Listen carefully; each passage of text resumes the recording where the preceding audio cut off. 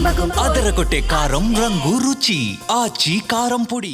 2 రోజుల క్రితం తండ్రితో కలిసి రోడ్డు దాటుతున్నటువంటి సమయంలో ఓవర్ స్పీడ్గా వచ్చినటువంటి కారు ఢీకొట్టడంతో ఐశ్వర్య మృతి చెందింది. తండ్రి గాయాల పాలవడంతో హాస్పిటల్లో చికిత్స పొందుతున్నాడు. ప్రస్తుతం ఐశ్వర్య అంత్యక్రియలు మరికొద్ది సేపట్లో ప్రారంభం కాబోతున్నాయి. నిజంగా ఒక బాధాకరం అని చెప్పాలి. ఐశ్వర్య ఇంటికి పెద్ద దిక్కుగా ఉండేది.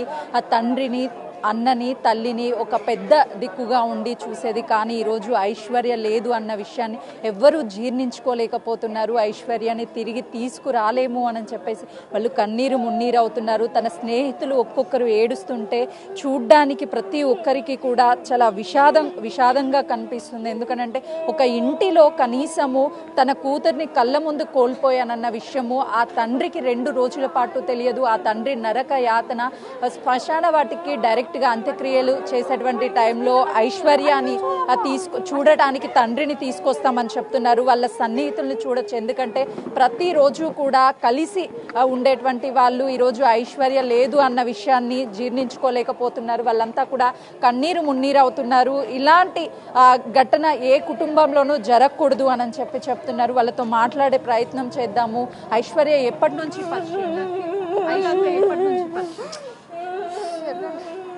చూడొచ్చు. అంటే వాళ్ళని ఎంత ఓదార్చే ప్రయత్నం చేసినా కూడా ఆ బాధని తీర్చలేనటువంటి పరిస్థితి ఉంది. ఒక్కసారి వాళ్ళ కుటుంబ సభ్యులతో కూడా, ఎందుకంటే అతివేగంగా వచ్చి ఆ కారు ప్రమాదం చేసినటువంటి వ్యక్తిని వెంటనే శిక్షించాలి, కుటుంబానికి న్యాయం చేయాలి అని చెప్పేసి కుటుంబ సభ్యులు డిమాండ్ చేస్తున్నారు. ఏ ఒక్కరికి కూడా ఇలాంటి బాధ కలగొద్దు. ఒకవైపు తండ్రి చివరిగా తన కూతుర్ని చూసుకోలేనటువంటి పరిస్థితిలో ఉన్నాడు. మరోవైపు ఇక్కడ ఐషు అంత్యక్రియలకి అన్ని ఏర్పాట్లు కూడా సిద్ధం చేస్తున్నారు. డైరెక్ట్గా శ్మశాన వాటికి తీసుకువచ్చి అలా తండ్రికి చివరి చూపు చూయిస్తామని చెప్తున్నారు. వాళ్ళ రిలేటివ్స్తో మాట్లాడించే ప్రయత్నం చేద్దాము. ఐశ్వర్యని ఎవరూ తిరిగి తీసుకురాలేరు. మీకు న్యాయం ఏ విధంగా కోరుకుంటున్నారమ్మా? ఫ్రెండ్స్ దగ్గరికి వెళ్ళండి, వాళ్ళు చెప్తారు. మేము అడిగిన వాళ్ళు న్యాయం చెయ్యరు, వేస్ట్. 3 రోజుల నుంచి తిరుగుతున్నామమ్మా, ఏం లేదమ్మా, ఎవ్వరూ తీర్చలేరు. మా ఐశ్వర్య ఫ్రీ సీట్ కొట్టిందమ్మా. ఫ్రెండ్స్ తండ్రికి చివరిగా ఒక్కసారైనా చివరి చూపు చూపించడానికి కష్టంగా ఉందమ్మా. డాక్టర్లు అడిగినాక చెప్పాలి, కోలుకునే పరిస్థితుల్లో లేడమ్మా. అన్నగా ఆపరేషన్ అయింది. ఏ కుటుంబానికి కూడా ఇలాంటి బాధ రాకూడదు. తండ్రి చివరిగా కనీసం కూతుర్ని చూసుకోలేనటువంటి పరిస్థితిలో ఉన్నాడు. డాక్టర్ చెప్పేదాన్ని బట్టి ఆధారపడి ఉంటుంది తండ్రి ఐశ్వర్యాన్ని చివరిగా చూసుకోగలడా లేదని చెప్పేసి ఈ కుటుంబం అంతా కూడా, బంధువులు, స్నేహితులంతా ఇక్కడికి వచ్చి ఐశ్వర్యాన్ని చివరిగా చూసుకోవడానికి ఇక్కడికి వచ్చారు. కానీ వాళ్ళ కుటుంబ సభ్యులని ఓదార్చే ప్రయత్నం చేస్తున్నప్పటికీ ఎవ్వరూ కూడా ఆ ఐశ్వర్య లేదు, ఇక రాదు అన్న విషయాన్ని జీర్ణించుకోలేనటువంటి పరిస్థితిలో ఉన్నారు. మాట్లాడదాము. ఇప్పటికే ఫుట్ ఓవర్ బ్రిడ్జెస్ కావచ్చు, అవన్నీ ఏవి కూడా ఇక్కడ లేవు. సో ఈ ఘటన జరగడానికి అదొక కారణం అనుకో. ఫుట్ ఓవర్ బ్రిడ్జ్ అనే కాదమ్మా, ఈ హైవేనే పెద్ద ప్రాబ్లం. యాక్చువల్గా ఇది సిటీ లిమిట్స్, ఎంతో పాపులేషన్ ఉన్న కొన్ని వేలు, ఇప్పుడు ఇక్కడ హయత్నగర్ ఏరియాలోనే 1,00,000 పైన 1,50,000 పబ్లిక్ ఉన్నటువంటి ఏరియా ఇది. అట్లాంటి ఏరియాలో ఈ బ్యారికేడ్స్ పెట్టేసి హైవే అటు వెళ్ళాలి, సిటీకి వెళ్ళాలంటే ఖచ్చితంగా రోడ్ దాటాల్సిన పరిస్థితి. రోడ్ దాటాలి అంటే చాలా ఇబ్బంది ఉన్నది. ఎన్నో యాక్సిడెంట్స్, ప్రతి నెల అట్లీస్ట్ 2-3 చావులు జరుగుతున్నాయి ఈ ఏరియాలో. డిపో దగ్గర, ఆర్టీసీ డిపోలో మార్నింగ్ డ్యూటీకి వెళ్తూ ఒక అతను యాక్సిడెంట్ అయి చనిపోయిండు సాయిబాబా గుడి దగ్గర. డిపో దగ్గర అట్లానే 2-3 ఇన్సిడెంట్స్. ఇదే ఆర్టీసీ కాలనీలో 2-3, ప్రతి నెల 2-3 ఇన్సిడెంట్స్ అవుతున్నాయి. ఎట్లాంటి జాగ్రత్తలు కానీ ఎట్లాంటి ప్రికాషన్స్ కానీ గవర్నమెంట్ తీసుకోవట్లేదు.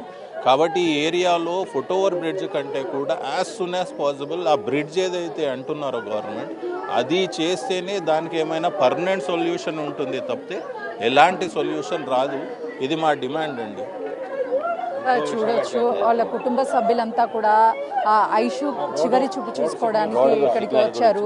సిగ్నల్స్ కూడా ఎక్కడా లేవు. సిగ్నల్స్ ఉంటే ఈరోజు ఈ ఘటన జరిగేది కాదు అని చెప్తున్నారు.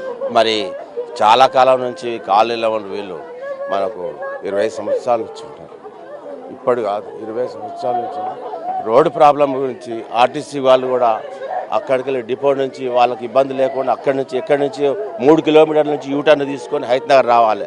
వాళ్ళు ఏం చేస్తారంటే 1 by 1 వచ్చేస్తున్నారు, ఇక్కడ ఎదురుగా వచ్చేస్తున్నారు, అపోజిట్లో వచ్చేస్తున్నారు. ఆ ప్రాబ్లం వల్ల చాలా కన్ఫ్యూజ్గా, ఎంత కన్ఫ్యూజ్గా ఉందంటే ఈ రోడ్డు వల్ల చాలా డిఫరెన్స్.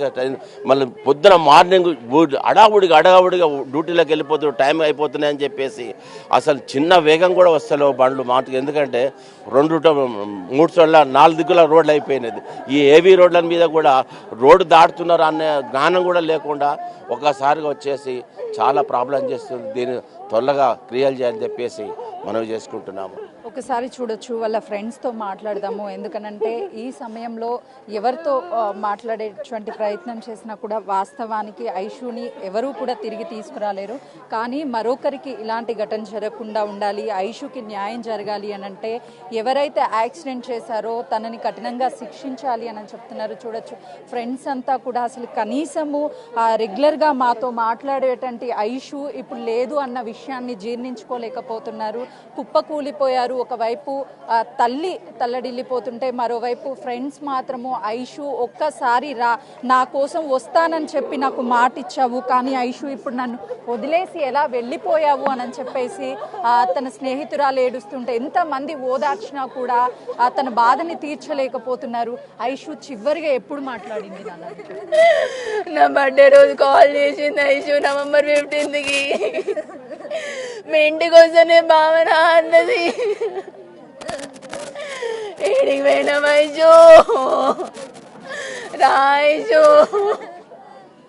స్కూల్ మొత్తం నా పక్కన కూర్చున్నది. ఐషు నా బెస్ట్ ఫ్రెండ్.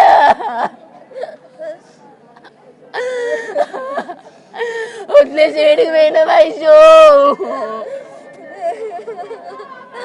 ఐషు ఒక్కసారి రా ఐషు, నన్ను వదిలేసి ఎక్కడికి వెళ్ళావు అని చెప్పేసి వాళ్ళ స్నేహితులంతా కూడా కన్నీరు మున్నీరు అవుతున్నారు. మరికొద్ది సేపట్లోనే ఐషు అంత్యక్రియలు ప్రారంభమవుతాయి. ఒకవైపు వాళ్ళ నాన్న చివరి చూపు చూసుకోగలడా లేదా అని చెప్పేసి ఎవరికి అర్థం కానటువంటి ప్రశ్నగా మారింది. ఏ కన్న తండ్రికి కూడా ఇలాంటి సిచ్యువేషన్ రావద్దనే చెప్పుకోవచ్చు. ఓవరాల్గా చూసుకుంటే మాత్రము ఈ విషాదము అందరినీ కూడా కలిసివేస్తున్నటువంటి పరిస్థితి ఉంది. ఆ తల్లి ఒక్కసారి మాట్లాడమ్మా ఐషు, నీకు జరిగినటువంటి అన్యాయం గురించి మాట్లాడు అని చెప్పేసి చెప్తున్నారు. ఒక్కసారి తల్లి న్యాయం చెయ్యి, న్యాయం చూడొచ్చు.